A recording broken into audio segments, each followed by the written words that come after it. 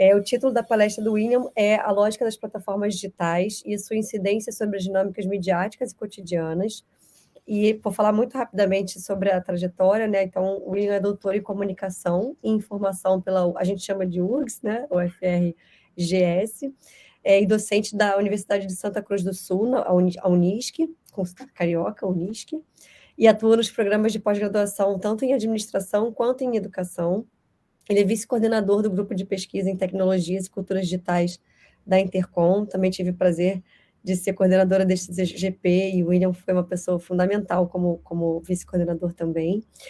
Pesquisa mediação tecnológica em plataformas online, principalmente nos debates sobre economia da atenção, governamentabilidade, produção de sujeitos e educação.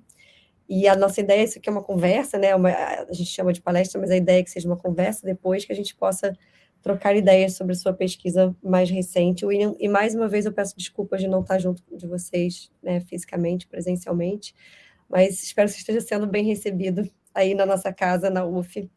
Espero que a gente tenha uma boa troca agora à tarde. Obrigada mais uma vez. Eu que agradeço, muito obrigado pelo convite, é muito bom, tem sido muito bom estar aqui. É sempre bom conhecer novas universidades, eu amo esse espaço onde a gente trabalha e vive, né?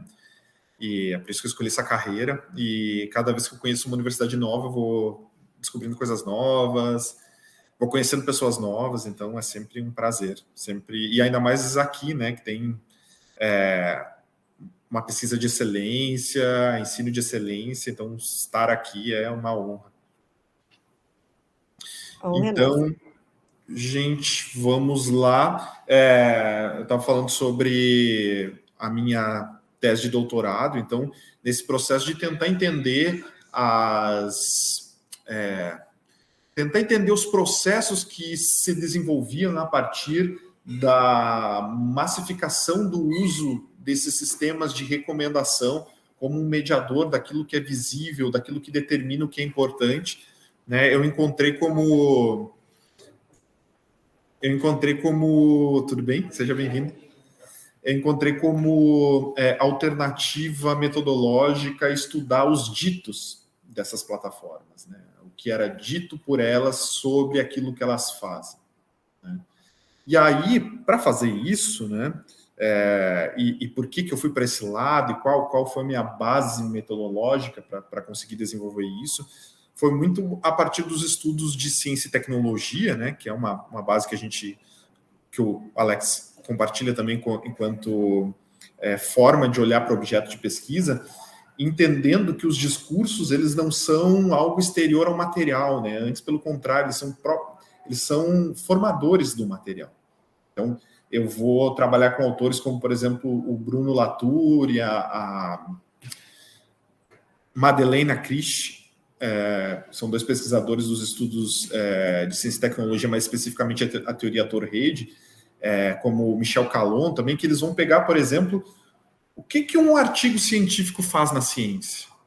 O que ele consolida em termos de materialidade? Como é que ele constitui o conhecimento?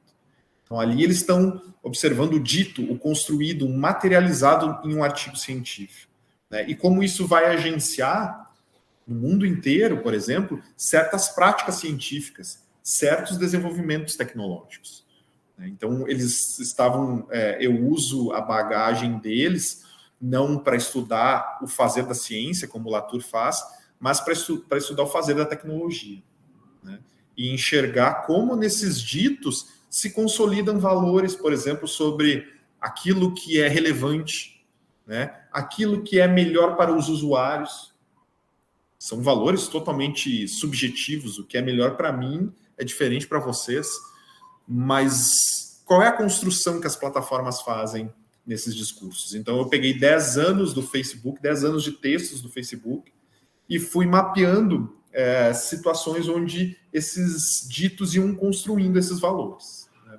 E aí, para fazer um resumão assim, dos achados da tese, eu encontrei 3 fases, assim, 3 grandes fases da construção desse algoritmo, né? Uma que eu chamo de algoritmo EdgeRank, que era um nome que, inclusive, o Facebook trabalhava lá no início. Hoje ainda, muitas pessoas dizem o algoritmo do Facebook se chama EdgeRank, mas foi um nome usado só durante um período muito curto, até 2010, Depois eles passaram por uma abordagem totalmente diferente entre 2010 e 2013, quando foi a consolidação da personalização como uma técnica como uma forma de enxergar a constituição dessas plataformas. Acho que está muito relacionado com a leitura que o Demarque fez do teu trabalho, né? Então, de enxergar a personalização como um valor contemporâneo, como um dito sobre o qual a gente é o tempo inteiro direcionado para. Depois eu vou falar um pouquinho melhor sobre isso ao longo da minha fala. Então, nesse segundo momento aí, o Zuckerberg chegou a dizer numa fala para a imprensa que ele queria que o feed de notícias fosse o melhor jornal do mundo, né? Que apresentasse ali as notícias certas para ti, as notícias que tu quisesse saber, né? E sucessivamente para cada um de nós.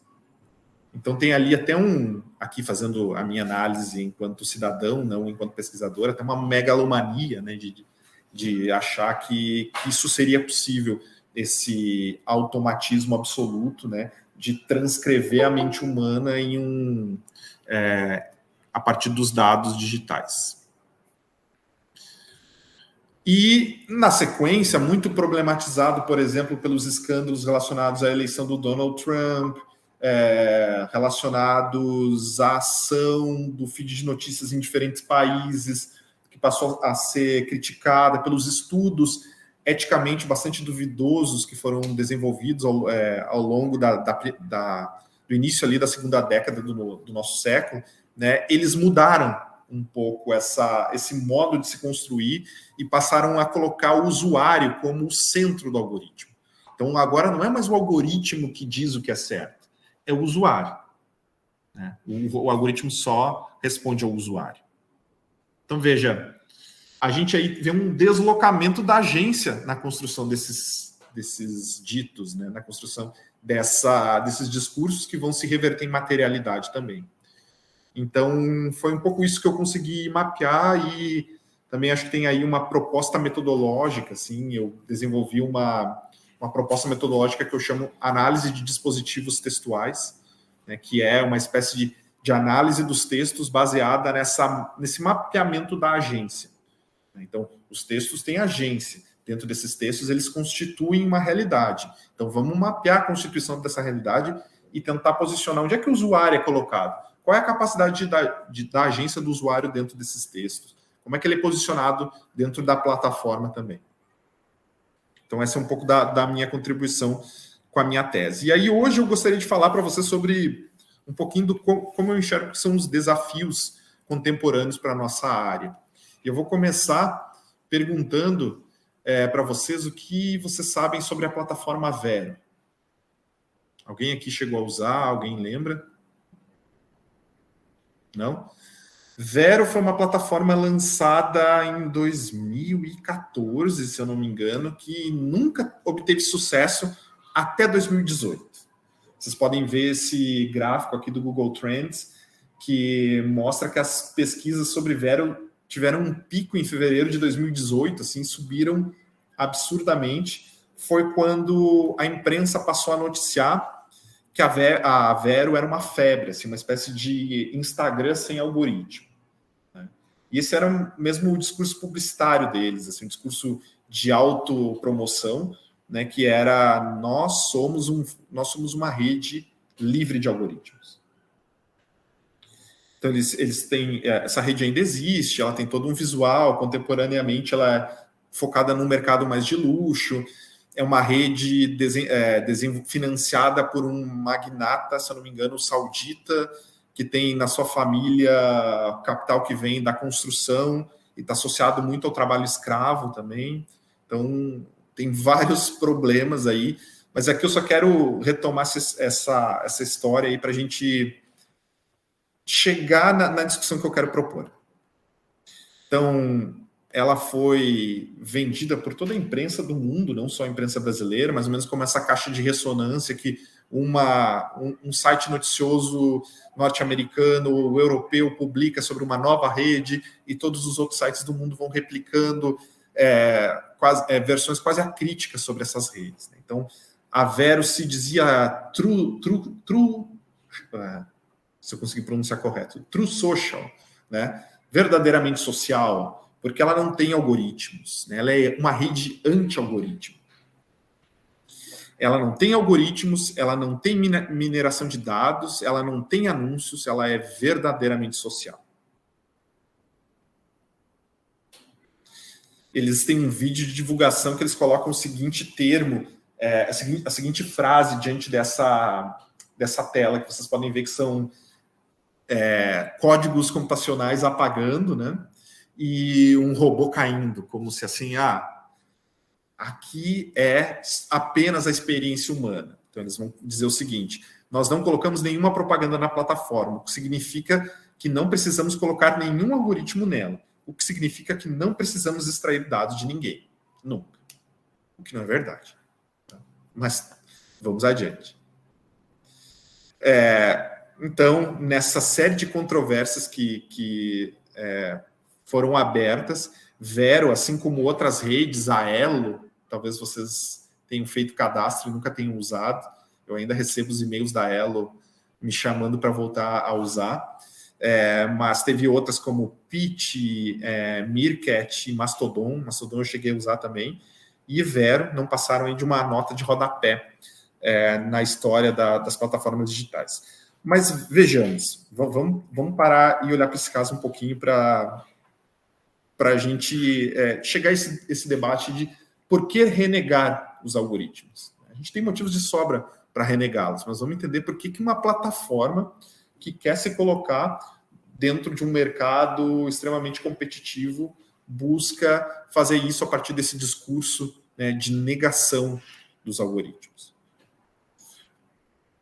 Primeiro de tudo, né, e aqui eu marco algumas coisas que me parecem elementos-chave para a gente discutir a partir desse caso. Né? Acho que qual é o caráter algoritmo, né, o discurso centrado nos usuários que as plataformas sempre produzem, né, quase sempre produzem, buscando colocar a agência muito no usuário e retirando a sua agência de vista. Né, o modelo de negócio das plataformas digitais. Qual é o modelo? O que elas vendem ao fim e ao cabo? Né? A gestão dos conteúdos e práticas e, por fim, a relação com os usuários e suas insatisfações com esses sistemas. Basicamente, a Vero buscou aproveitar uma insatisfação coletiva, né, com os sistemas de recomendação que a gente vem vivenciando. Exatamente. Exatamente.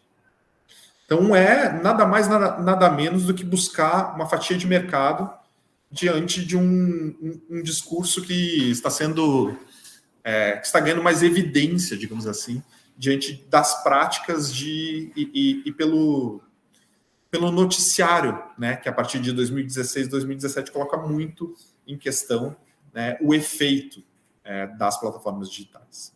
Então, a gente tem ali, 2017, o caso da Cambridge Analytica, né, que passou a ser visto como o caso onde a eleição foi manipulada pelos algoritmos, o que é um exagero. E temos o caso também do filme, né, o Dilema das Redes, que surge, acho que nos anos 2020, se não me engano, e que vem fazer essa discussão também. E aí é interessante a gente parar para pensar que não existe computação sem algoritmos.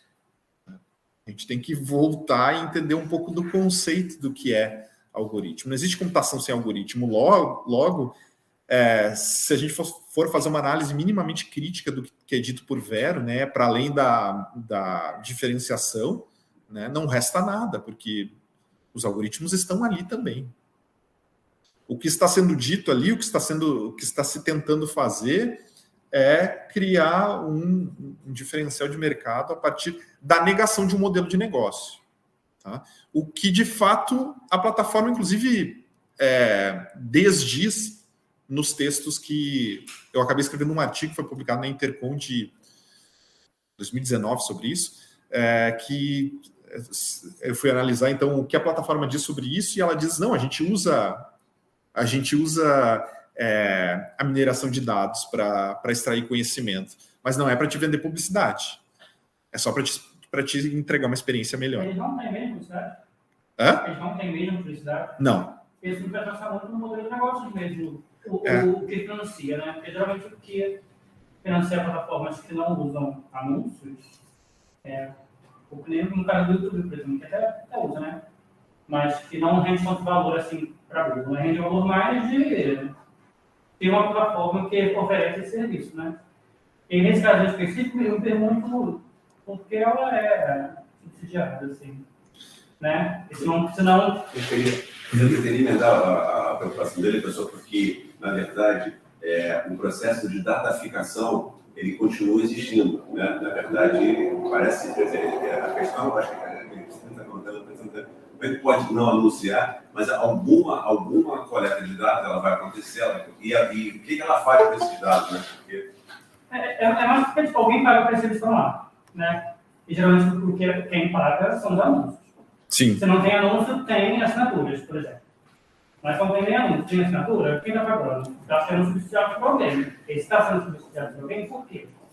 Porque essa é a questão. Não sei se você foi para saber. Você falou do Patrão Saudita ali, acredito que ele tem um outro negócio e que a plataforma seja para, tipo, olha... Pelo que eu pude saber, a última vez que eu pesquisei sobre ela, acho que faz há mais de um ano, é que ela estava focando muito no mercado de luxo, inclusive pagando para a Madonna ter um perfil lá, e como modelo de negócio usando assinaturas. Mas segue como algo muito pequeno dentro desse mercado, né? Mas o ponto que eu queria trazer para a gente discutir a partir do caso Vero é o algoritmo como modelo de negócio, o algoritmo como centro, como motor, como o principal elemento das plataformas digitais. Essa é a defesa que eu faço nas minhas produções, assim, de que plataformas digitais, contemporaneamente, com o mercado de hoje, elas são totalmente dependentes desses sistemas de recomendação. E aí, relacionado muito ao que o Alex hoje trouxe na dissertação dele, né, como uma forma de tentar intervir, fazer uma predição, né, e antecipar a ação humana, gerando a captura da atenção, né, fazendo com que permaneçamos por mais tempo dentro dessas plataformas. Só vou aceitar alguém que entrou aqui. William, vou só aproveitar essa mini interrupção só para dizer que consegui mandar o link para outras pessoas do nosso PPG-Com. Então, desculpa, mas pode ser que apareçam pessoas agora online também, tá? Não sei se isso vai te interromper o fluxo do pensamento. Mas não tem problema. Podem aparecer esses convites. Eu mandei para o pessoal da graduação e da pós. Tá, maravilha. Eu só não vou conseguir fazer Vou aceitar todo mundo. Pode aceitar. Aí a gente... Não, provavelmente não vai ter, não. Eu mandei só para o pessoal da graduação e da pós da UF, então deve ser só gente bacana no Central. Então, a partir de 2016, o Facebook é o primeiro sistema que passa a usar isso de maneira mais aprofundada, né? Então, o Facebook, em 2006, coloca a curadoria pela primeira vez. Foi até um motivo de eu ter analisado de 2006 a 2016. Foi o 16 último ano do doutorado, então eu consegui pegar esse período de 10 anos. Né? Então, veja, o Facebook começa a fazer isso em 2006, né? Isso vai tomando um papel cada vez maior dentro da dinâmica dessa plataforma, ao passo do Facebook se tornar a maior plataforma, com o maior número de usuários no mundo, lá pelo ano de 2012, 2013. Né? Só que aí, a partir disso, esse bendito algoritmo, esse maldito algoritmo, como quisermos chamá-lo, vai se espalhando para toda vou dizer a web, mas não é bem a web, né? Para todo o ecossistema de plataformas. Né? Então, tem uma plataforma que se chama Strava, que é essa aqui de baixo, não sei se alguém de vocês chega a usar assim quando vai praticar exercício, mas ela é uma plataforma que cria dados sobre a tua caminhada, sobre o teu deslocamento de bicicleta, por exemplo, como uma forma de monitoramento individual. Né? E ela começou a colocar um sistema ali que vai mostrando as atividades dos amigos a partir da relevância do contato. Então, antes, algo que era apenas individual para eu saber, agora eu passo a esperar likes das outras pessoas, a esperar essas interações, né? E a partir disso, ver esses conteúdos mais relacionados. Então, isso se espalha como um motor de modelo de negócio para todas as plataformas digitais. E essa é a minha defesa, tá? E aqui eu vou tentar explicar para vocês por que eu considero que os algoritmos são indissociáveis desse modelo de negócio de plataformas digitais. Os algoritmos, entendendo eles aqui, não como aquela ideia que eu falei da computação, né? Como algoritmo sendo aquele código que permite que uma tarefa seja executada por um computador. Aqui eu estou entendendo algoritmo no sentido mais amplo, como as técnicas de inteligência artificial que, alimentadas por dados dos usuários, vão criando modelos para tentar antecipar a ação desse usuário, né? Então, veja, isso aqui é uma palestra que está disponível no Facebook ainda, de 2017, quando um engenheiro do Instagram relata como eles desenvolveram a aprendizagem de máquina que ranqueia os conteúdos no Instagram, né? Se vocês usaram o Instagram antes de 2016 ele era totalmente orgânico, ou seja, o que aparecia lá era por ordem de publicação, né? Contemporaneamente, o que aparece lá, em boa parte, é aquilo que é considerado por esse sistema o mais relevante para mim, né, a partir desse ranqueamento. E existe contemporaneamente até a possibilidade de a gente tirar isso, né? Tem um item na parte superior que tu pode alterar, só que boa parte do uso né, com a filtragem.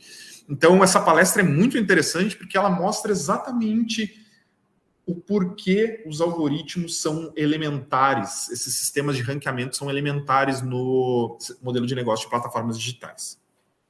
Basicamente por isso. Tá? Deixa eu só aceitar quem está chegando aqui e vamos ler esse gráfico juntos. Vejam, o sistema é implementado em 16 de março de 2016. A partir da implementação dele, o número de usuários do Instagram quadriplica. Até no teste que eles fizeram, em 3 meses. Para além do número de usuários, métricas muito importantes para as plataformas digitais, como usuários ativos, impressões, que é o número de postagens que os usuários veem, tempo gasto dentro da plataforma, fotos publicadas. Todas as métricas que são mais fundamentais para uma plataforma ser considerada como valiosa, crescem gigantescamente quando se coloca esses sistemas de antecipação da agência humana. Então, a partir disso, essa intervenção feita pelos sistemas algorítmicos é elementar, é o centro do modelo de negócio dessas plataformas. É tanto o centro, tá, que essas plataformas passam a discutir, inclusive com os investidores, sobre esses sistemas. Então, algo que talvez fosse apenas uma deliberação por engenheiros, passa a ser lá na Bolsa de Negócios de Nova York, onde está se discutindo com os investidores. E aí é o ponto que a gente não pode perder de vista, que a complexidade desse sistema. Depois eu vou mostrar um outro gráfico para isso ficar mais claro. Essa notícia aqui é do dia 28 de julho desse ano, do site Gizmodo americano, que fala sobre uma chamada de vídeo que o Zuckerberg fez com os investidores do Facebook, né, que tem todo um sistema lá de 3 ou 4 meses, eles vão e fazem uma chamada com os investidores. Esse documento fica transcrito no site do Facebook, vocês podem acessar isso. E lá nessa chamada, ele fala sobre a expectativa de que o Instagram tem um aumento de 30% no faturamento e associa esse aumento de 30% com um aumento de 50% no número de conteúdo recomendado no feed de vocês no Instagram. Vocês já passaram a ver isso nos feeds de vocês. Não sei se vocês já perceberam, mas começou a aparecer conteúdo de criadores que vocês nunca tinham ouvido falar na vida, isso passou a aparecer. E vai dobrar até o ano que vem.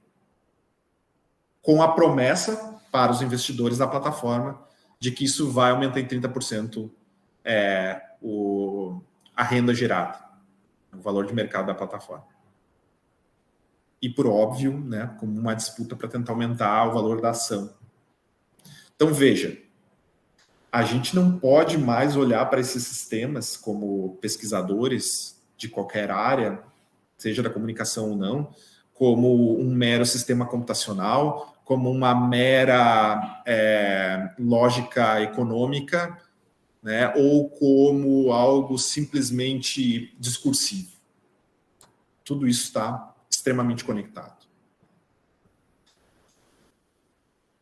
E nesse contexto, essa figura imaterial do algoritmo, né, ela vai ganhando ela vai se tornando uma figura mítica. Né? Se a gente pegar, por exemplo, eu adoro trazer como exemplo essa notícia publicada por vários jornais brasileiros, que foi produzida pela F, que está totalmente equivocada. Assim. O rapaz reproduzido na foto nem é o engenheiro responsável pelo feed de notícias. Mas, enfim, ali eles dizem que o engenheiro, o nerd, aí já tem um preconceito, né, de grupo social. Então, o nerd criador do algoritmo do Facebook é o engenheiro, é o editor mais poderoso do mundo. Editor mais influente do mundo. Esse é o título bastante clickbait, assim, de uma matéria que está bastante equivocada. Mas meu ponto nem é esse. Meu ponto é só destacar o poder agencial que é colocado sobre esses sistemas. Como se um sistema fosse capaz de retirar toda a nossa agência enquanto usuários. Né? E esse modo tem que ser complexificado, mas ele continua ainda bastante presente, principalmente na imprensa. Né? Essa matéria aqui é de umas 2 semanas, do Gizmodo Brasil, que fala sobre o poder do algoritmo do TikTok, como ele é capaz de gerar mercado para a plataforma. Essa notícia do TikTok teve essa... Eu vi algumas notícias assim do TikTok agora está concorrendo com o Google com rede de pesquisa. Uhum. Que assim, não faz o menor sentido, gente. É comparar tipo, valor com ação, sabe? Que não é para todo motivo, né? Sim. Mas achei engraçado com essa concorrência de pesquisas. Sim. Então, a gente... boa parte desse desafio de estudar esses aspectos é conseguir enxergar que esse tipo de abordagem dificulta bastante um olhar crítico, né? Um olhar que reconheça a agência humana, que reconheça outros tipos de agência técnica que não apenas a determinista. Né? Então, reina sobre essas discussões, né, um certo olhar determinista. Por exemplo, pela discussão que o Pariser foi muito importante em seu momento, né, para a gente entender que existia um fenômeno ali, só que agora a gente precisa complexificar nossa visão sobre isso. A ideia da bolha ela é interessante, mas ela nos limita criticamente. Então agora a gente precisa superar e criar novas formas de olhar para isso. Então, essa ideia de achar que o algoritmo é uma senha guardada dentro de um papelzinho no cofre do Facebook, do Instagram, do TikTok, ela é mítica. É um mito. Ela não se aplica mítica e mistificada também. Tem uma aura de magia. Eu comentava sobre isso, professor. Uhum. Teve recentemente uma matéria sobre uma discussão que tem setores dentro dos Estados Unidos, também em outros países, que tem uma reivindicação de que as grandes corporações de plataformas digitais sejam transparentes nos seus algoritmos, para ser uniforme para a sociedade civil, quais foram os critérios que balizaram a programação dos seus algoritmos.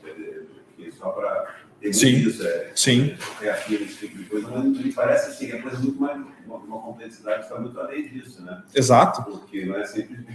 Exato. Não, e perfeito, eu acho que é uma pressão social importante, né? Inclusive a Alemanha, a própria Angela Merkel disse, né? Não, precisamos fazer a abertura desses temas. Só que, por exemplo, determinadas técnicas de inteligência artificial, nem se sabe ao certo como ela faz a construção das categorias.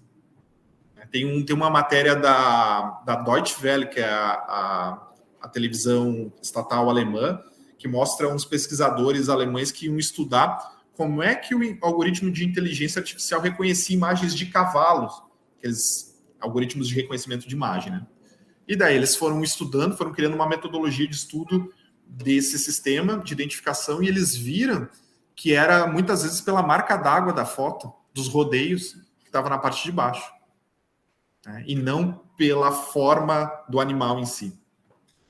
Então, a gente ainda está engatinhando nesse processo de abertura desse processo, né? Mas para abrir isso, a gente tem que ter em mente que não existe essa fórmula secreta, né, guardada dentro de uma garrafa. E que sim, tem uma série de complexidades, né, de infraestrutura, né, que a gente estava discutindo hoje de manhã, a necessidade dos data centers. As grandes plataformas precisam ter data centers espalhados em partes estratégicas do país para facilitar o processamento. O Spotify, que foi o tema da discussão de hoje de manhã, precisa ter uma capacidade de conversão dos arquivos muito importante para que o arquivo rode no teu celular muito rápido. Tem um mercado que está a cada 4 meses pedindo reportes sobre qual a projeção de lucros da empresa, né? Tem a dificuldade de criar um modelo teórico e depois implementar ele, e os efeitos colaterais que muitas vezes pode ter. Nem a gente viu o caso do Twitter, por exemplo. O Twitter criou um sistema para focalizar fotografias, cortar fotografias na silhueta da pessoa. Não sei se vocês lembram disso. Há um ano e pouco atrás, uns 2 anos, gerou uma grande controvérsia, porque se a pessoa era negra, ele eliminava do corte, né? Então, os usuários foram fazendo uma espécie de engenharia reversa. Esse é mais um dos artigos que eu captei dados e não escrevi sobre, que a gente estava conversando antes, de que os usuários foram criando conhecimento, eles foram pegando a mesma pessoa e mudando ali a graduação do contraste da foto, em que a pessoa ficasse mais escura e mais clara, e sempre cortava na parte que a pessoa estava mais clara, né? Ou na pessoa branca. Então, esse é um efeito colateral, por exemplo, de um sistema que foi implementado sem ter qualquer preocupação com diversidade. Então, essa realidade dos sistemas de recomendação é muito mais complexa do que esse modo de representação que muitas vezes a gente tem optado por fazer, enquanto pesquisadores, dizer, os algoritmos fazem isso, ponto, nova linha, eu vou estudar isso aqui. Então, a gente precisa complexificar um pouco essa... E aí vocês chegaram a essa palestra achando que iam entender tudo que é um algoritmo, mas, na real, que é um algoritmo muito mais complexo do que a gente pensa em primeira mão. Então, eu trouxe para a gente discutir e encaminhar o debate esse texto que eu publiquei em 2021, que dá conta dessa ideia que eu venho tentando construir ao longo dos últimos anos, que é a ideia de norma algorítmica. Esse conceito está relacionado, essa proposta conceitual, não dá para dizer que é um conceito, está relacionada com a ideia de entender que muito antes da própria filtragem que o algoritmo faz, tem uma série de condicionamentos que esses sistemas trazem que buscam incutir no próprio criador de conteúdo certos comportamentos, né? Então, partindo de uma discussão muito relacionada com a governamentalidade, a partir do Foucault, né? Eu vou analisando como são criados uma série de normatividades para dizer, olha, se tu fazer conteúdo desse jeito, tu não vai ser visível, né? Então, veja, mais do que o próprio algoritmo agindo, tem também discurso normativo, tem discurso educativo para a gente, né? De subjetivação, né? De produção de sujeitos, de dizer assim, olha, tu precisa ser assim para ser um bom criador de conteúdo. Eu ia falar um pouco sobre isso. Claro. Assim, eu trabalho com mídias sociais, no profissional, e uma das coisas que eu senti muito quando comecei a trabalhar é essa ideologia que tem a ver com a ideologia do Vale do Silício e tal, mas que defende que, no campo do jornalismo, por exemplo, o jornalista agora tem que dominar SEO. Você tem que saber SEO o tempo inteiro. Então, assim, a ideologia já parte da ideia de que eu tenho que saber SEO, tenho que dominar as ferramentas de otimização de busca para fazer um conteúdo que atenda ao que o Google quer, né? E aí você tem todas as ferramentas. Você vai no Google, não só no Google, você vai no Google para pesquisar o score da sua palavra-chave, para você fazer tudo arrumadinho e tal. E os jornalistas, pelo menos no Rio aqui, muito assim, acríticos. Assim, isso é naturalizado, né? Pela ideologia. Vamos fazer o que o Google quer que nós façamos, né? E assim, as pessoas se qualificam para... Não que não tenha que conhecer essas técnicas, mas isso é naturalizado como melhor, né? Parto do pressuposto que eu fazendo melhor para o Google, melhor para o meu trabalho, melhor para as plataformas. Exatamente. Eu fiquei surpreso um dia que eu falei, a gente estava fazendo justamente... A gente estava fazendo essa reflexão em aula e os meus alunos me disseram assim, eu tenho um programa que eu vou digitando, por exemplo, o título da matéria e ele vai me dizendo, se ele ficar no verde, ele está um score bom de SEO. Agora, eu nunca consigo, eu sempre fico no amarelo. Então, veja, a gente está ensinando, em certa medida, aqui faço a meia-culpa, né? A gente está ensinando nas academias como escrever para robôs. Mais do que propriamente para humanos, é óbvio que sim, mas também para robôs. É justamente isso. E e aí indo ao encontro do que tu está dizendo, assim, o que eu consigo enxergar com essa pesquisa que eu fiz é que existe sim essa normatização, essa busca da construção, da naturalização desses comportamentos. Então, para eu ser um bom jornalista agora, eu preciso abrir um software que vai me dizer se os meus títulos, as minhas headlines estão adequadas para o algoritmo. E isso aí é ok. Então, é isso assim, que eu trago com essa proposta de norma algorítmica. Eu vou pular isso aqui, porque eu já fiz essa discussão.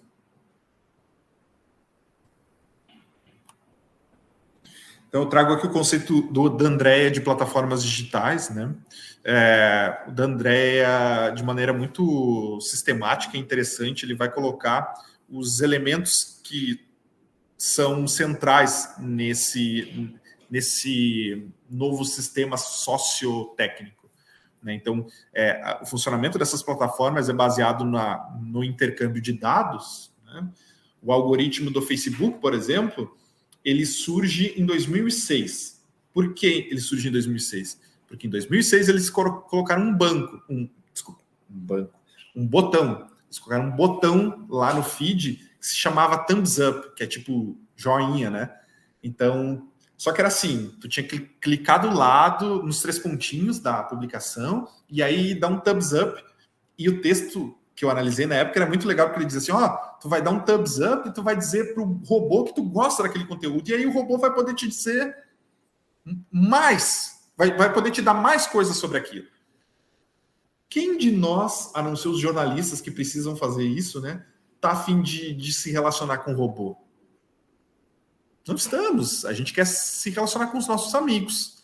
Então, em 2006 eles mudam. Eles deixam de chamar de thumbs up e chamam de like button, né? Que é o like que a gente conhece desde então. E agora eu não digo mais para o robô, né? Eu digo para o meu amigo, para minha amiga. Então vejam como os aspectos técnicos vão desaparecendo do horizonte, né, da agência. Então agora quem age não é mais um sistema. Quem age é você e o seu amigo. E você ainda ganha o coraçãozinho aquele que cada vez mais vai se multiplicando nas interfaces. Eu não sei se vocês já perceberam, os stories, por exemplo, agora, se uma pessoa dá um like no teu story, vários coraçõezinhos vão subindo, né? E aquilo vai nos dando um calor dentro, né? Um calor interno de eu sou amado. Vai mexendo profundamente com a nossa subjetividade. Posso só fazer uma... Claro. brevíssima interrupção aqui, é porque justamente essa ideia do coraçãozinho, né, do se sentir amado e tal, eu já trabalhei isso na tese, lá em 2012, como uma ideia de capital afetivo, né? A gente não quer só o capital, digamos, daqueles quatro do Bourdieu, né, o cultural, o econômico e tal, a gente também quer se sentir, aí tem uma questão de visibilidade, né, quer ser visto como amado. E aí eu estava associando essa lógica, né, dos corações e propriamente dos likes, e até mesmo antes, dos testemunhos no Orkut, que eram descritivos, né, com palavras e tal, mas que também tinha essa dimensão da gente se mostrar visivelmente, né, como alguém querido perante nossos pares.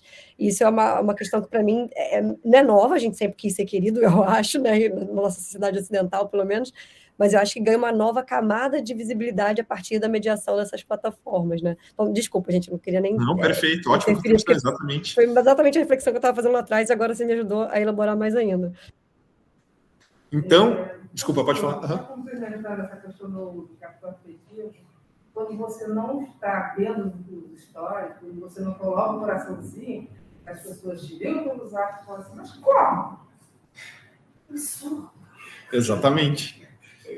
Exatamente. Isso vai mudando totalmente a nossa relação, e aí é algo bastante importante de a gente perceber que não existe mais essa separação entre o que acontece na plataforma, na rede, do que com as nossas relações em qualquer formato, né? Eu lembro que, por exemplo, no início a primeira vez que a minha mãe entrou no Facebook, ela não aceitava certas pessoas porque ela dizia, fulana não é minha amiga. Eu não sou amiga dela, eu conheço ela. Não, mas se tu conhece, então tu pode aceitar ela no Facebook, né? Então, mudou o contrato do que a amizade significava para ela. Hoje em dia, ela está no Instagram lá com centenas de seguidores, seguindo todo mundo, sem qualquer problema em categorizar se é amiga ou não, né? Mas veja, mudou o que o valor social da amizade significava para ela. Né? Seguidor tudo bem, amigo é demais, né? Exatamente. Exige uma doação muito maior ser amigo de alguém, né? Então, esses dados, eles são gerados por esse engajamento que a gente faz. E o engajamento, entendido num sentido bastante amplo, aqui sem entrar no mérito do que é, né? Mas esse sentido de agir dentro das plataformas é visto como o elemento central do modelo de negócio desses sistemas. Para vocês terem uma ideia, em 2018, eu não tenho dados mais atualizados, mas em 2018, 70% dos vídeos vistos no YouTube vinham da barra de sugestões laterais. 70%. Ou seja, 70% da grana gerada, do valor gerado pela plataforma, né, que é o tempo de apresentação de publicidade, vem desse sistema de recomendação. Então, e esse que eu acho que é o ponto que a gente precisa intervir enquanto pesquisadores, né, é entender que a gente que não há nada de neutro nesse sistema e que ele é elementar, essa categorização extrema e busca da moldagem de comportamentos e conteúdos feitas em diferentes camadas, desde o discurso até a ação dos sistemas, é o elemento central desse modelo de negócio das plataformas. Então, se vamos formar jornalistas, por exemplo, vamos formar publicitários, vamos formar criadores culturais, criadores de conteúdo, cineastas, né, como vamos fazer para lidar?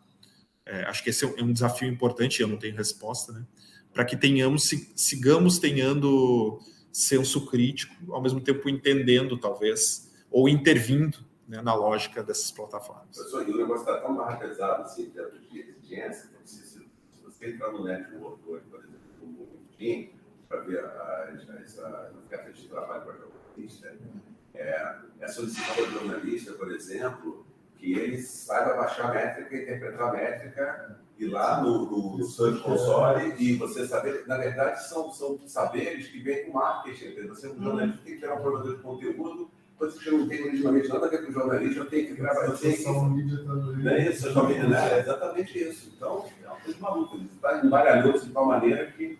Exatamente.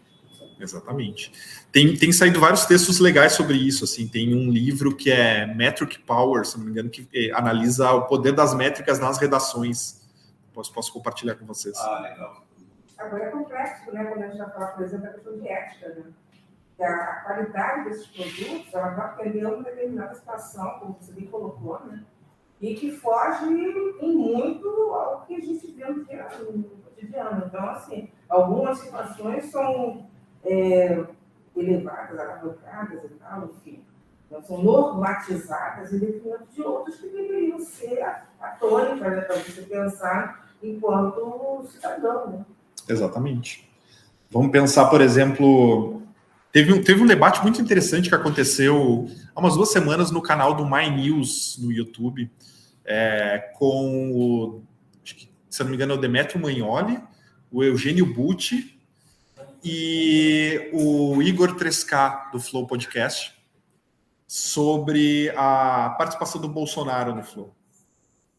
E meio que está relacionado com tudo que a gente está discutindo aqui, assim. Mas principalmente esse aspecto ético, né? Eu acho que o Eugênio Butti é muito feliz ali naquele contexto de dizer assim, olha, embora vocês não sejam jornalistas, embora vocês não tenham pretensão de fazer jornalismo, em certa medida vocês estão fazendo, né? E de má qualidade, né? E focado nessa produção de engajamento, né? Que leva muito mais para a geração do ódio, né? Ou a geração da reação violenta, do que propriamente do senso crítico. Tem uma pesquisa muito interessante de um... vou mostrar vou ver se eu mostro para vocês aqui, se isso está online ainda. De um engenheiro francês que trabalhava no Google. Chaslot. É esse cara aqui. Ele tem essa iniciativa que se chama Algo Transparency, que começou observando que tipo de conteúdo era recomendado nas eleições dos países. Então ele foi vendo nos Estados Unidos, na Alemanha, e vendo que todo o conteúdo que tinha uma dinâmica violenta era o mais recomendado.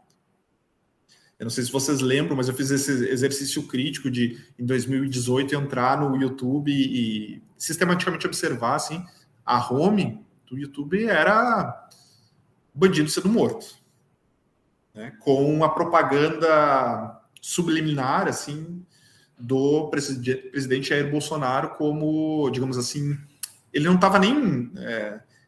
não se tinha conteúdo eleitoral ali, era apenas ele relacionado àquele primeiro conteúdo baseado em violência. Então, esse cara aqui, ele tem uma... Eu não sei onde é que está exatamente agora, eu teria que abrir e procurar no site, mas ele tem algumas pesquisas muito interessantes sobre os verbos que são principalmente recomendados, né? E boa parte desses verbos dão o sentido da ação de submeter o outro. Então, por exemplo, em um determinado contexto específico era fulano de tal educa, ensina, né, demonstra para as feministas, para os ativistas, né? Então, a gente tem aí, principalmente no caso do YouTube, uma máquina de produção de violência discursiva. E esse comportamento, né, ele busca ser introjetado. Então, as plataformas vão produzindo conteúdo para introjetar. Vou pular um pouco aqui os meus slides, para não ficar tão repetitivo, para introjetar nos criadores de conteúdo esses comportamentos, né? Mais do que fazer o algoritmo agir, é preparar o sujeito para que ele se adeque ao que o algoritmo espera. Então, o Facebook, o YouTube tem esse sistema, esse site que se chama Creator Academy. Eu não sei se ele está no ar ainda, eu acho que sim, que tem uma série de lições como o criador de conteúdo deve produzir para o algoritmo do YouTube. Então, boas práticas, e aí eu acrescento, né? Boas práticas, manuais e dicas, geralmente são espaços muito bons para a gente enxergar a construção desses valores, né? Dessas normas que os sistemas buscam fazer com que a gente se subjetive. E ainda, né, por uma série de motivos, essas plataformas buscam alimentar essa crença resistente de que eles são mero suporte do processo de divulgação, de disseminação de conteúdo, de comunicação, né? Por uma série de motivos. Primeiro, obviamente, para retirar de si a responsabilidade até normativa. Tem um artigo de publicado no Brasil em 2018, não lembro o nome dos dois autores, mas o primeiro é Napoli, que fala de por que as plataformas são empresas de mídia, né? E por que isso é importante? Justamente porque elas buscam fugir da regulamentação que as empresas de mídia têm em boa parte do mundo, né? Principalmente nos Estados Unidos, do qual digamos, o sítio normativo de onde elas partem. Então, eu analisei esse conteúdo, eu analisei todo esse curso aí que se chama Seja Descoberto, e aí eu fui tentar entender a construção da agência dentro desse conteúdo, né? Onde é que o usuário age? O que o algoritmo faz? O que é esperado desse usuário? E aí eu fui usando, né, a análise de dispositivos textuais que eu expliquei para vocês lá no início da minha fala. Então, basicamente, aqui é o resumo daquilo que eu já falei para vocês. Então, a análise dos dispositivos textuais, ela busca ser um enquadramento para os estudos dos textos que busca descrever os atores constituídos na composição dessa narrativa. Então, a gente busca entender, por exemplo, como os usuários são representados e qual o poder de agência é delegado a eles dentro desses cenários que são construídos nos textos. Então, aqui é o conceito de norma algorítmica, que eu já expliquei, não vou ficar repetindo para não ser chato. Você considera a norma algorítmica só os textos produzidos pelas próprias plataformas sobre elas mesmas? Ou não? Não. Eu considero todos os ditos sobre os sistemas algorítmicos, né? Mas principalmente, e que me interessa enquanto objeto de pesquisa, produzidos por elas. Mas a gente tem toda uma literatura assim, de o que os criadores de conteúdo falam sobre, inclusive crenças, uma espécie de folksonomia da...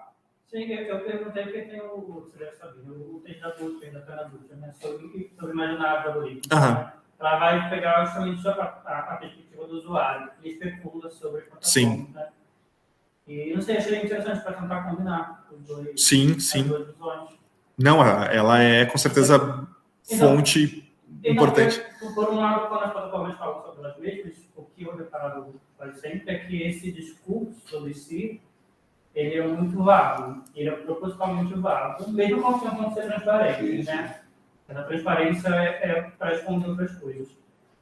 Mas, por outro lado, as visões sobre os usuários, elas são, em certa medida, em muita medida, especulação. Sim. Nem sempre tem um pé fincado na realidade ali, né? Sim. O que torna isso mais difícil ainda, porque algumas especulações são mais próximas, tipo, se você clicar no botão like, você vai ver mais conteúdo sobre parecidos, né? Mas outras são menos, né? Então, como usar esses conceitos de forma... Porque realmente vai fazer uma contribuição, né? Não sair desses buracos aí. Eu achei muito interessante o jeito que tu colocou como as plataformas fazem. Elas são lacônicas, não foi lacônica? Da transparência? Não, agora que tu estava falando sobre as plataformas são... Não sei, já tem gravado. Não, tu falou que elas são intencionalmente... tipo, elas são vagas, né? Intencionalmente. Eu diria que elas são estrategicamente vagas. Sim, exato. Isso aí. E é essa que é a proposta do conceito de norma algorítmica. É entender onde estão essas lacunas, né? E por que elas estão colocadas ali. Professor, só fazer um comentário. Pegar um texto da lei da proteção de dados, Lei Geral de Proteção de Dados, que o site tem que colocar e tal, aquilo na prática tende a ser uma ficção, né? Porque nessa realidade, né? Porque é um teatro de ilusões, né? Porque não há controle, não há garantia nenhuma de que aqueles dados a dataficação, ela naquele livro do Yuki Ui, Tecnologia da Universidade, ele fala de chama os algoritmos de máquinas recursivas, né? Elas são sendo atualizadas em tempo real a partir da personalização, né? Do processo e tal. Exato. Mas para onde vai isso, né? Quer dizer, qual o controle que a gente tem da infinidade de dados que a gente está produzindo todos os dias, né? Exatamente. E qual é o efeito disso e da combinação de bilhões de usuários que estão em tempo real a todo momento, né? Exatamente. Uma coisa, de certa forma, é assustadora, né? Exatamente. É espantoso, né? Sim. É uma máquina sem precedentes. Né? É todo um ramo da economia, né, que eu arrisco dizer, aqui é totalmente futurologia, assim, que está chegando a um certo esgotamento também, né? Da sua capacidade de gerar ainda mais retenção da atenção, né? Sendo redundante. Me parece que, por exemplo, temos agora o Instagram, que é talvez a plataforma com o maior número de usuários no mundo contemporaneamente, com sérios problemas, né, para lidar com a transformação que o TikTok traz, né, e tentando fazer mudanças no seu sistema de classificação e tentando colocar conteúdo, como eu mostrei para vocês, de outros criadores para se aproximar do TikTok, e ao mesmo tempo diminuindo muito o alcance dos criadores de conteúdo da plataforma. Então, a gente está diante de um mercado que é muito rápido e voraz, assim, e que parte de uma lógica muito agressiva, né? Eu sei, né? Mas é mais futurologia também, né? Que eu vejo, por exemplo, toda essa discussão sobre redes sociais, Facebook, agora Instagram, e começou muito mais voltado no lado social, né? Você tem os seus amigos na sua rede, e agora estão no Facebook, quanto no Instagram, né? Que são essas empresas gigantes, tem se transformado cada vez mais, e agora mais ainda, em mercados, né? Tipo, na praça ali, onde você vê conteúdos pagos que, na verdade, são anúncios ali, né? Anúncios para você.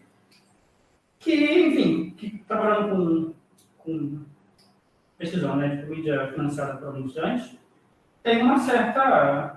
O usuário ali, né? Quem está vendo, tem um certo esgotamento de quando você vai aceitar. Tipo, ver 50% de alunos, 50% de amigos, né? E aí você tem agora esses outros agentes, como o TikTok, por exemplo, que acabou em ser outra coisa, é bem complicado, assim.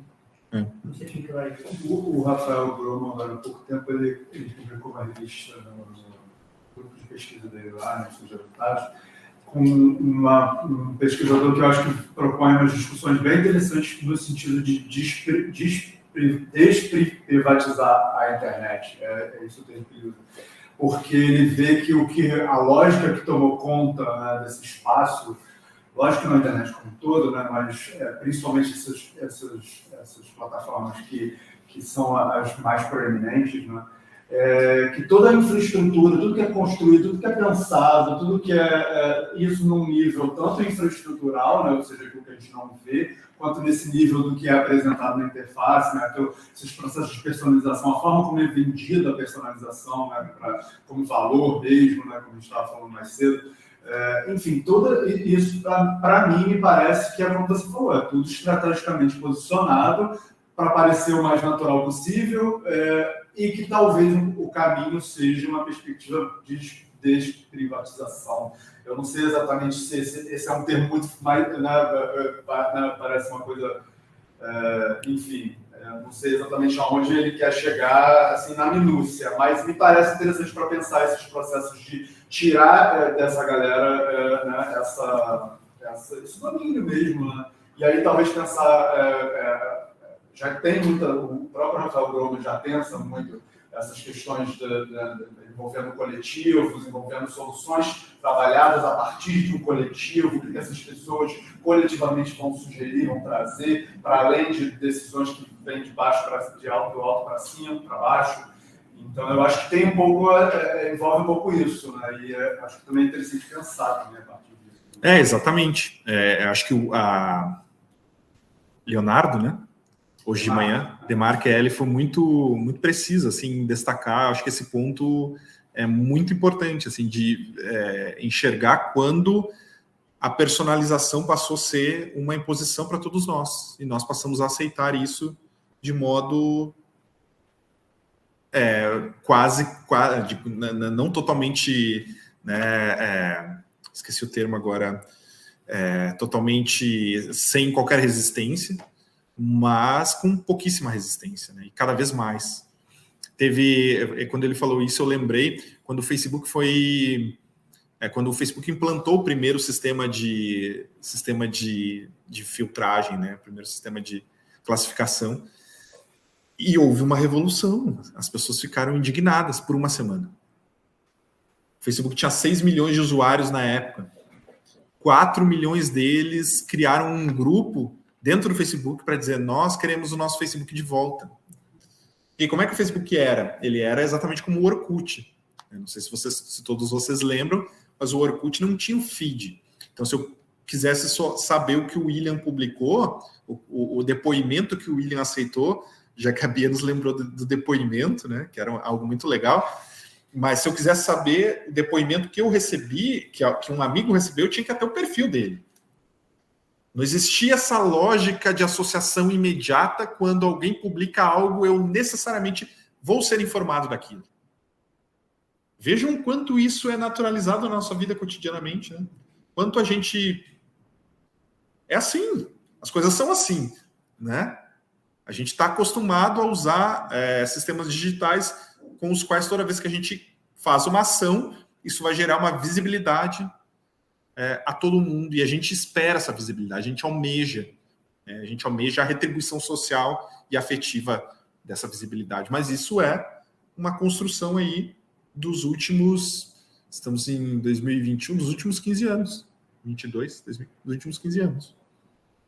E a internet, as plataformas digitais já estão aí há bem mais tempo.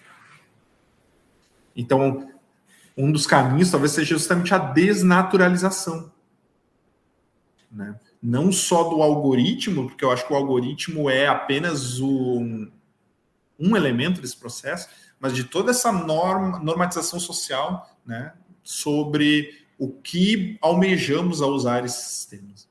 E com certeza, professor, aquela discussão que ele está falando da SEO e tal, porque no chamado inbound marketing, as técnicas de marketing digital, a customização é até pior, porque ela cria ilusão, ela cria ilusão de que a plataforma está muito democrática com você, e eu vou montar o meu menu para poder, de assuntos que eu quero, né? Eu continuo sendo objeto de dataficação, mas eu contribuo ainda mais para isso e ainda com a ideologia de que aquilo é muito democrático. Uhum. Olha, mas como isso é legal, eu nunca tive essa chance, né?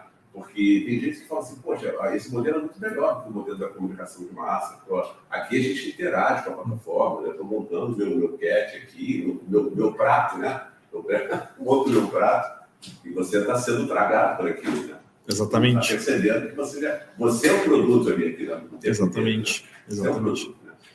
E esse eu acho que é um dos pontos que a gente precisa retornar, sabe, a essa discussão, né? Uma discussão que foi talvez um pouco lateralizada, assim, que é a essência da teoria da comunicação, que é entender os efeitos dos processos comunicacionais, né, a partir de uma perspectiva que reconheça uma maior complexidade. Isso é um pouco do que eu vou defender também a seguir. Vou passar um pouco para não...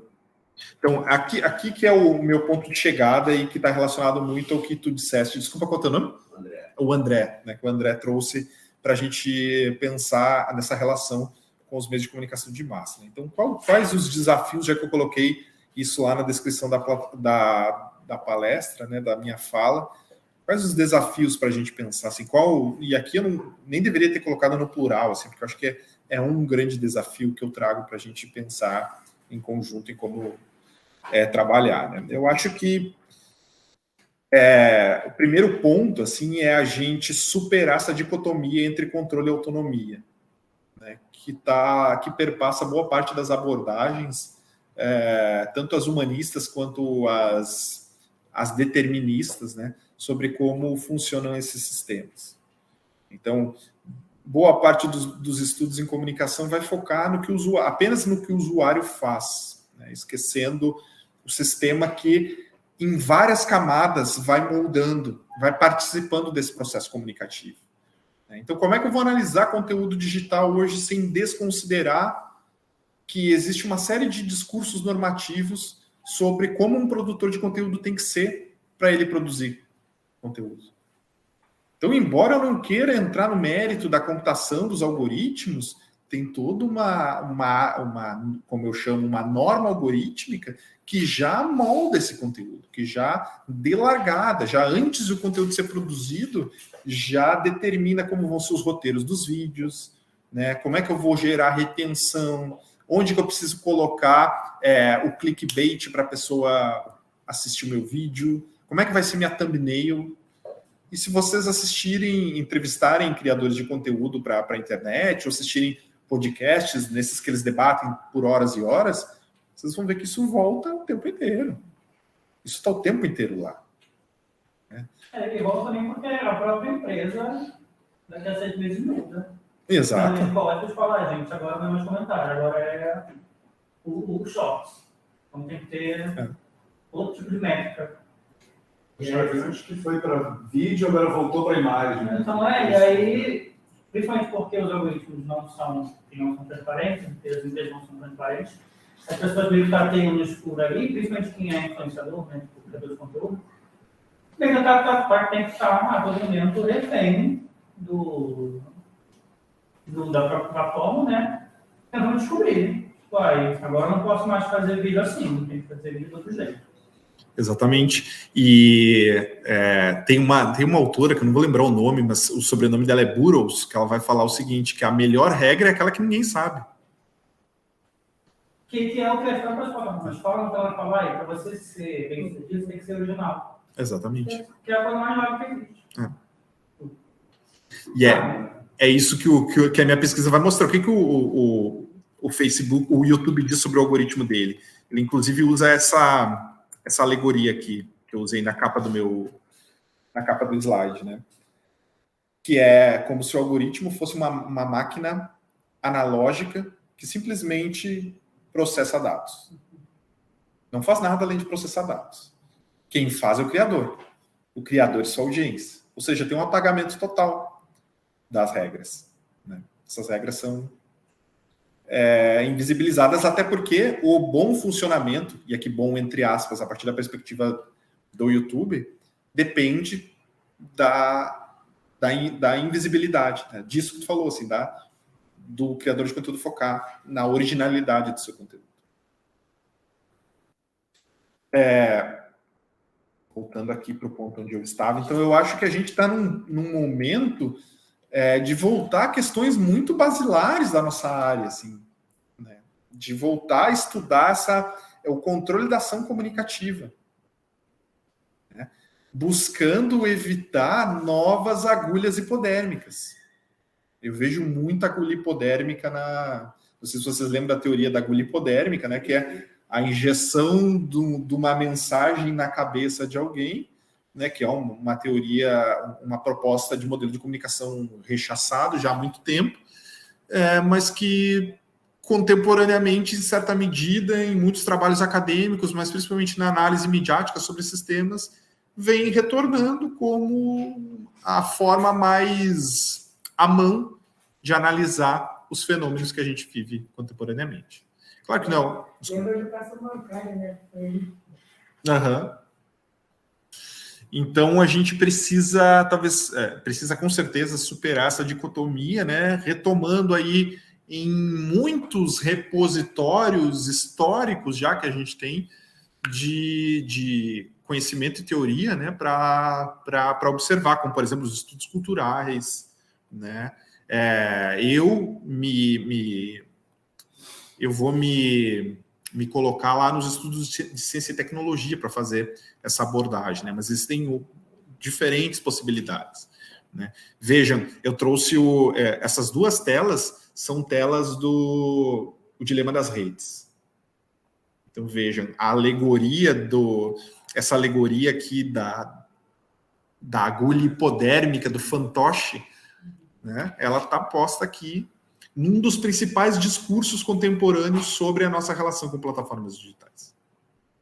Então, a agulha hipodérmica, o determinismo, ele é um discurso muito importante contemporaneamente. A gente precisa problematizá-lo e desconstruí-lo. Quem problematizou um pouco isso foi o Bernard Stiegler, né?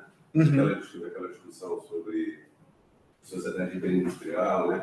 E, na verdade, procurar dentro desse universo tecnológico, buscar uma saída que não significasse você cair em extremos, né? Nem assumir uma postura de que não tem mais jeito, né? A gente está sendo controlado totalmente, e nem também, por outro lado, reificar a ideologia do Vale do Silício. Né? Exatamente. O problema é por esse caminho, né? Exatamente. É um equilíbrio muito difícil, né?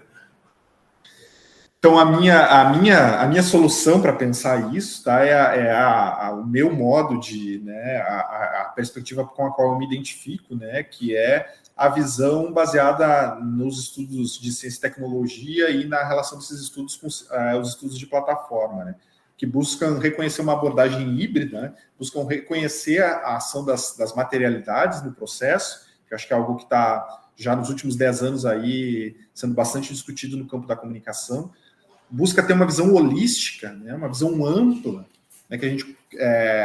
isso aqui está totalmente relacionado com o terceiro ponto, que é novos arranjos metodológicos também, né, para que a gente possa olhar para diferentes espaços. Acho que a dissertação do Alex faz isso, né, que é olhar para toda a construção desses processos e para o que o usuário diz também. Né? Então, ampliar um pouco o leque de observação, um pouco não, bastante o leque de observação analítico das pesquisas.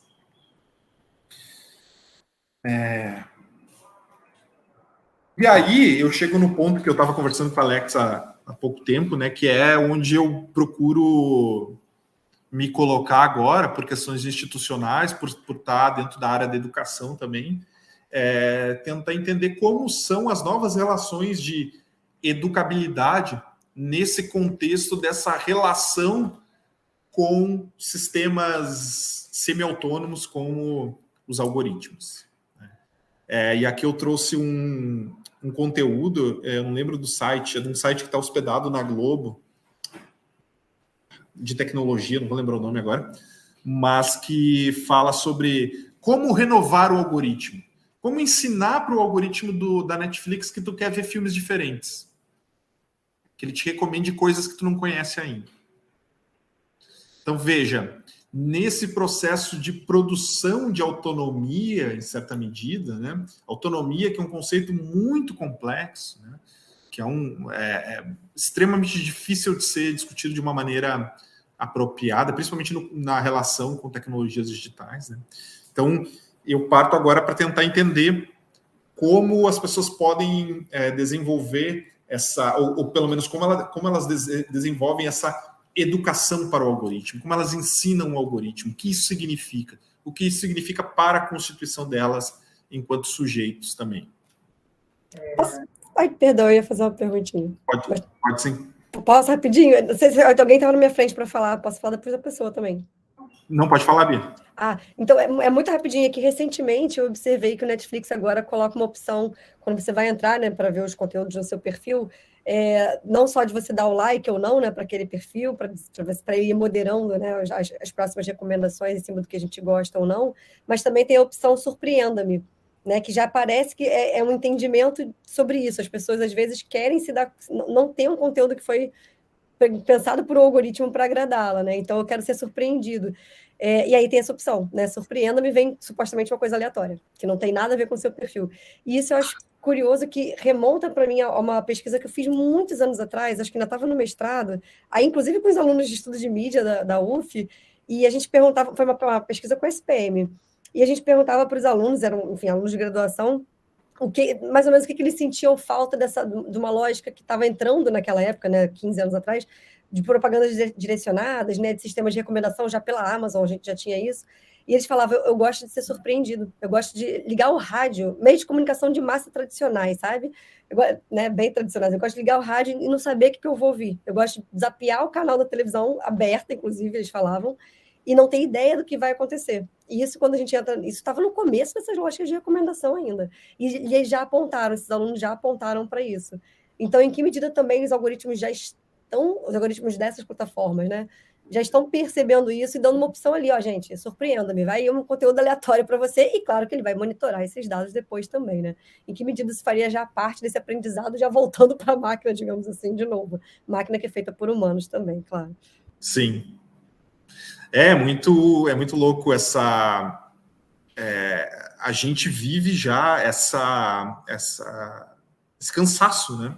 Com sistemas de recomendação. Acho que isso se manifesta em diferentes lados, assim, eu tenho conseguido ver isso de diferentes formas, né? Mas e o que tem me chamado mais atenção é essa ideia de como educar, sabe? Como ensinar, o que isso significa, né? Então, é isso que eu pretendo mapear a partir de agora. Você ia falar? Não, eu ia falar justamente dessa questão de educar o algoritmo, né? Eu venho dos estudos de televisão, né? Minha pesquisa tese é sobre Netflix. Netflix plataforma de streaming, né? E tem um texto muito bom, que acho que é 2015. Não é nem sobre Netflix, é sobre o Tivo. Não sei se você conhece, mas é uma maquininha, um aparelho que você colocava na televisão, e ele, com base nas suas espectabilidades com a TV, gravava programas parecidos, né? Programas de TV, principalmente TV a cabo, né? E aí tinha uma discussão muito grande na época lá nos Estados Unidos sobre exatamente isso. Primeiro, o cara ele pega dois casos, né? Primeiro, homens héteros que não gostavam que o aplicativo, que a máquina, estava baixando sitcoms gays, com personagens gays. E segundo, de homens gays que intencionalmente viam conteúdos conservadores para impedir que o algoritmo categorizasse eles como gays. Assim. Então, mesmo que a gente tenha essa lógica de educar o algoritmo para parecer mais com a gente, também tem casos que a gente meio que destrói. Não quero ser enquadrado, não quero que a empresa me reconheça dentro dessa categoria aqui. E era só isso que eu estava falando, que é muito louco, assim, principalmente com a Netflix, que tem um catálogo muito grande, eu acho muito complicado para uma empresa que preza muito pela diversidade, né? E justamente com base no algoritmo, ela pode ter tanto conteúdos conservadores quanto conteúdos mais liberais, assim, e a gente não sabe, porque os conteúdos ficam escondidos, em uma medida, né? Exatamente. E até que quando essa educação é positiva também, né? Até que quando você treinar o algoritmo para te conhecer totalmente, é de fato uma coisa boa, porque às vezes não é. Desculpa. Às vezes é fluido também, né? Mas amanhã você vai gostar de outra coisa, né? Você ensinou hoje para ele que você gosta, né? Tem tudo isso. Tem que entrar na conta. Esse que eu acho que é o ponto, assim, a gente entender como a gente pode gerar mais autonomia diante desses sistemas, entendendo que a autonomia é um conceito complexo e que a autonomia plena não existe, né? A gente sempre perpassado por uma série de camadas, né?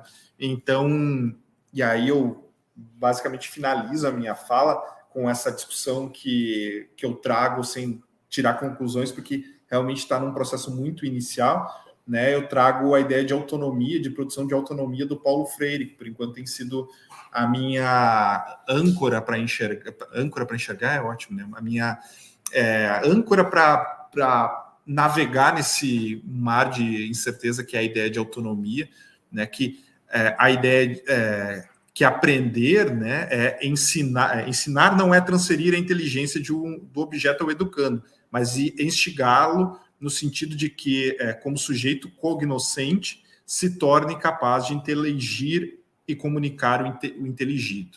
Ou seja, como a gente pode ensinar, né, ou produzir conhecimento que facilite esse processo de educação para o algoritmo, para os fins individuais que cada um tenhamos, né, para que possamos ter um uso mais estratégico, pensando nos nossos objetivos e no nosso bem-estar. Acho que é uma das, me parece, e aqui como aposta, é uma das formas de talvez a gente conseguir desenvolver usos mais sãos, né, usos mais adequados e que possam gerar maior autonomia aos sujeitos diante da total assimetria entre o que entre o que a plataforma deixa a gente fazer, né, e o que a gente pode fazer. Muito obrigado. Imagina, pessoal. Obrigadíssima, William. Vou bater palmas daqui, gente. Estou batendo palmas aqui. A sua tese de doutorado dados, eu poderia... Claro, Tá claro. Tá no portal lá da... Tá no portal da URGS, mas posso mandar, não sei como fazer para mandar para vocês. Tá, pode ser. Você me deixou muito curiosa, né? Ela me convocou de três, né? Trabalho com a pessoa de educação para as mídias, né? Mas na cultura não tem, se vai ficar mexendo no controle, manda muito, né? Então, assim, vamos dialogar com isso, né? Vamos fazer pensar como é que você muda aquela história, aquela informação que você coloca de cima para baixo. Exatamente. É bastante complexo. Não é só falar sobre os cursos proeminentes, mas também falar sobre isso. Né? Eu estou com um projeto agora que visa justamente fazer isso com estudantes dos anos finais do ensino fundamental, né? Então, do 6º ao 9º ano, em todas as escolas municipais da cidade onde eu resido, que é Santa Cruz do Sul. Então, a gente vai produzir conteúdo baseado nessa premissa de autonomia, que é gerar um engajamento consciente diante de uma ferramenta, né? Fazendo com que as crianças ali das escolas possam usar, por exemplo, as plataformas digitais para produzir os seus podcasts, produzir os seus conteúdos, mas refletindo e tirando discussões para entender como a plataforma faz elas fazerem coisas também, né? E serem conscientes do que elas querem fazer e do que não querem. Então, eu estou nesse processo de pesquisa, justamente por isso que eu trouxe, assim, porque está ainda no início, né? Mas espero em breve ter mais soluções ou pelo menos mais indícios para responder a pergunta. Professor, eu não sou daqui, eu sou da UFRJ, da UFRJ. Uhum. Aí eu, da UFRJ, alguém pode me passar aqui, que você mandou? Eu peço canal aqui. Tá. Lá, ele... Deixa eu mandar o seu nome, o seu e-mail, e depois a gente envia.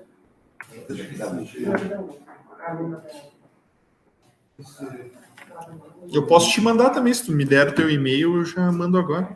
Ah, sim.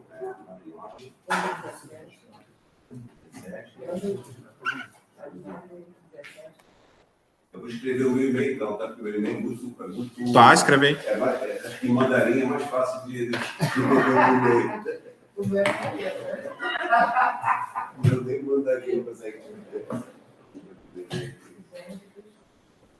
Eu lembrei da professora Sandra Machado, lá do Rio Grande do Sul, que trabalha com comunicação. Quem? Sandra Machado. Não conheço. Ela já conhecia ela no evento, né? E aí ela terminou o doutorado há alguns anos e ela seguiu lá um curso. Ah, que legal. Que ela fez jornalismo e a educação. Uhum. Ela faz formação de professores do campo da comunicação. Ah, muito legal. Racial. Sim, muito legal. E ela me ajudou muito a pensar, né, a refletir como trazer a discussão para dentro de sala de aula. Eu trabalho com o pessoal do EJA, né, segundo ensino médio, né? E falar de educação é complicado. Sim. Tem hora que é uma revolução. Mas fazer o sujeito largar isso aqui, ou então, vamos pensar sobre isso. Nossa. Eu fiz um texto para pensar o racismo algorítmico em sala de aula. Uau! Posso te mandar, a gente vai estar publicando um livro só com textos para se trabalhar em sala de aula, assim. São textos, então peguei esse conceito, né? E fui discutindo pensando em sala de aula, inclusive com atividades para serem trabalhadas após as aulas com os alunos, assim. E eu posso te mandar, daí ele vai ser publicado nos próximos meses, mas eu te mando a versão atual. Eu vou botar aqui os contatos.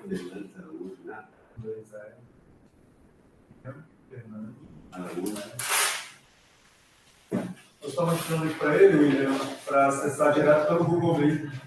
Tá. Que é a primeira coisa que aparece, a tese do BZR. Muito obrigado. Obrigada, querido. Essas narrativas sobre os algoritmos do Facebook. Maravilha. Até amanhã. Vamos ver, Alex. Vamos ver. Obrigado. Então, vou pegar sua tese ali no... Maravilha. Obrigado. Fico à disposição de vocês, se quiserem fazer contato também, interagir. Meu e-mail está à disposição também. Tá. Posso colocar de novo aqui, vocês podem anotar. William, querido, obrigadíssima pela palestra. Enfim, a gente acabou que fez uma conversa, né? A gente não abriu propriamente para o debate no final, mas acho que quem ainda tiver dúvidas, né, questões, ainda pode fazê-las, pode trazê-las, claro que a gente conversa mais um pouquinho.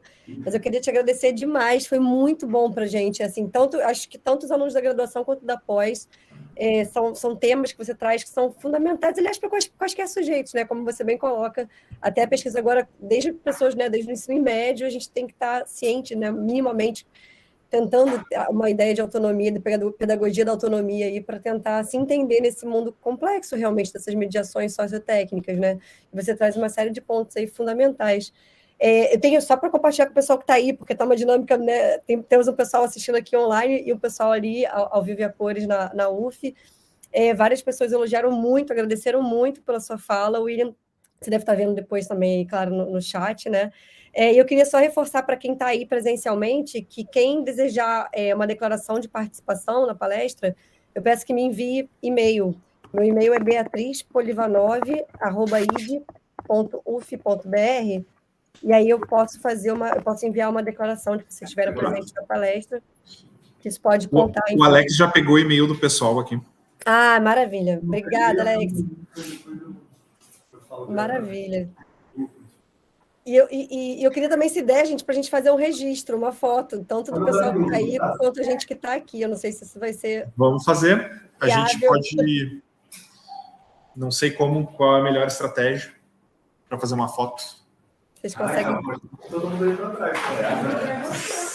Tá todo mundo ouvindo para cá. Ou, de repente, todo mundo lá, será que não? Não, vai ficar ruim. Aqui, tanto faz, se você achar melhor. Eu já fui mudada. Oi, Sandra! Quem cabe todo mundo aqui? Já fui mudada. Não cabe, não, porque aqui é meio engraçadinho mesmo. Será que... Olha, pessoal, abrindo as câmeras aqui também online. Coisa linda. Oi. Deixa eu me abaixar Se vocês estiverem prontas e prontas. Tá cortando um pouquinho o pessoal lá que está presencial, mas acho que dá para sair, gente. Bota só um pouquinho, entra um pouquinho mais quem está na ponta aí da foto no presencial. Os dois da ponta, as pessoas da ponta. Ó, o Dani não estou vendo, por exemplo. Ah, sem problema, Joana. Eu não estou vendo. Bom, estão faltando algumas pessoas. Depois a gente tenta um outro ângulo. 1, 2, 3 e... X. Faz um print você também, William. Faz também. Boa ideia. Faz um print também, William. Para garantir do seu lado, que pega todo mundo que está aí. Maravilha. Deu certo. Foi, né? Deu certo. Legal. Gente, obrigada a todas e todos também que estão presentes. Eu agradeço. Eu não quero que seja um fim de conversa, mas eu não sei que horas que o William vai pegar de o avião para voltar. O William também não sei que horas tem que voltar, se tem que sair correndo. Não, eu estou tranquilo. Meu voo é só 10 da noite, eu acho. Ah, então tá. Então isso não é uma expulsão, tá, gente? Quem quiser ficar mais um pouquinho para conversar, podem ficar mais um pouco também. Ah, tá. Vai ter um grupo de pesquisa que vai usar a sala deles. Ah, agora? Nesse horário? Parece que sim. Eu acho. Estranho, era para ter ficado pelo menos até 4h30, mas... Então tá, que pena, gente. Mas eu fico à disposição. De repente, a gente pode seguir conversando até o pessoal chegar. Ah, então pronto. Se ninguém chegar ainda, a gente vai continuando. Eu tenho tantas questões, William, que eu fico pensando, né, vendo seu trabalho. Eu sou muito fã, né, do seu trabalho, sabe disso. E eu gosto muito, eu sempre aprendo muito com as suas falas e sempre lembro muito dos trabalhos também do Tarcísio Silva, né, sobre a questão do racismo algorítmico. Tchau, pessoal. Ai, gente, que tá muito estranho estar aqui e lá, né? Tipo... E eu fiquei pensando num vários dos pontos que você trouxe, é a questão metodológica também. Como que você está entendendo essa ideia da performatividade dos textos? Porque você não trabalha exatamente com análise do discurso, nem com análise de conteúdo. Pode falar um pouquinho mais sobre essa ideia da performatividade e como olhar para isso, né? Como que você produz conhecimento olhando para esses textos que dizem sobre os algoritmos, né? Como é que você faz isso na prática um pouco mais? Sim. Tem um dos autores, eu não vou lembrar quem exatamente agora, fala que esse tipo de análise busca fazer uma espécie de roteiro do texto, como se o texto fosse uma peça de teatro, sabe? Então, qual o papel de cada personagem nesse roteiro? Então, por exemplo, nessas construções que eu analisei do YouTube, qual o papel do usuário? Onde ele é colocado? Quais as ações são permitidas e indicadas a ele? Né? A mesma coisa o algoritmo. Onde o algoritmo é posto? Qual o poder é delegado a ele? Né? Então, é esse sentido que é sugerido, né? Como se o texto fosse uma representação da realidade que busca consolidar a realidade, né? Transformar, traduzir a realidade, prescrevendo uma realidade específica. Então, por exemplo, nesses textos que eu analisei do YouTube, eu considero que eles prescrevem uma ideia de algoritmo que busca retirar da visão do criador de conteúdo a ação do sistema, né? Colocando sobre o usuário, sobre o criador de conteúdo, todo o poder agencial, né? E retirando qualquer capacidade agencial do sistema. Então, invisibilizando totalmente as ações do sistema, buscando fazer com que, como se, né, replicar aí algo muito antigo, né, do positivismo, assim, que é um excesso de visibilidade na ação humana. Então, basicamente, essa é a proposta. Isso vale para tudo, assim, o que é mais interessante, Bia, desde, por exemplo, desde um texto, né, desde um texto escrito, onde tudo isso é mais fácil de ser visto, até uma interface. Por exemplo, no Facebook, antes, há muito tempo atrás, assim, há uns 10 anos, tu poderia escolher as publicações em ordem cronológica e as publicações principais. Eu lembro disso. Né? Hoje em dia, essa opção desapareceu. Antigamente, ela foi para uma barra lateral que tu clicava ali, abria os pontinhos e acessava. Aí depois ela entrou num terceiro menu e, por fim, ela desapareceu. Né? Então, a proposta dessa metodologia é que tu vá conseguindo enxergar o que é permitido, o que um sistema técnico te permite ou que um texto te permite, né? Nesse sentido de quais ações são possibilitadas, o que é prescrito. Muito bom, isso é excelente mesmo para a gente pensar essa ideia de agência, né, dentro do texto mesmo, como ela já está ali dentro, só que, obviamente, né, em geral, as pessoas não se atentam para isso, né, até para essas atribuições de papéis sociais mesmo que são dadas aos agentes, né, isso é ótimo, muito bom. Maria Vitória está fazendo uma pergunta, quer que leia em voz alta, Maria Vitória? Eu não sei se tem alguém aí com o William ainda, então vou ler, tá, se alguém tiver... Posso, mas eu já li aqui, tá? Pronto, se tivesse alguém mais lendo, para alguém mais... Eu poderia falar também, mas já leu, então tudo bem. Não, então fala, Maria Vitória, fala você. Não, já leram. Então tá bom. Ótima pergunta, Maria Vitória. Tem um livro excelente de um pesquisador brasileiro que eu e a Bia somos fãs, né? Que saiu agora em 2021, se chama Racismo Algorítmico. Deixa eu só confirmar se é esse o nome certinho. Vou se chama anotar. Tarcísio Silva. Oi? Peraí, que eu já vou mandar o link. É o Tarcísio Silva, ele é pesquisador da Federal do ABC, em São Paulo, e ele também foi muito próximo, né, da gente no GP, no grupo de pesquisa de comunicação e cultura digital da Intercom. Ele, para mim, é a maior referência no Brasil, assim, sobre esse tema, ele é a referência. E ele tem esse livro, pronto, ó, o William já até colocou já. Ele tem esse livro bem recente e que tem a opção de ser baixado gratuitamente. Ele dá essa opção para quem, enfim, não puder comprar. Você também pode, direto no site dele, baixar o PDF gratuitamente. E é uma coletânea, né? Eu estou respondendo para o William. Gente, desculpa. Não, pode falar. Eu até vi que o link que eu te mandei é de um livro anterior, o livro atual, que está disponível pode ser baixado gratuitamente, se comprado para o Kindle, ele é esse segundo que eu te mandei. O primeiro é um outro texto, Ok. um outro livro, só com textos que ele traduziu, se eu não me engano. O primeiro, isso que eu ia falar, o Comunidades Algorítmicas tem textos de pesquisadores brasileiros e estrangeiros, e esses estrangeiros eles traduziram, né, para o Brasil pela primeira vez, são textos inéditos para a gente, né, o Comunidades, Algoritmos e Ativismos Digitais. E tem textos de pesquisadores brasileiros também, a professora Fernanda Carreira, por exemplo, que é professora do PPG-Com da UF e da UFRJ na graduação, ela também tem um texto lá. Então, tem pesquisadores brasileiros e estrangeiros, é uma coletânea. E esse segundo que o William colocou que é dele mesmo, né? O livro autoral dele, que é totalmente baseado na tese dele de doutorado, que é, enfim, fantástica. A gente é fã. Exatamente, ele é muito bom.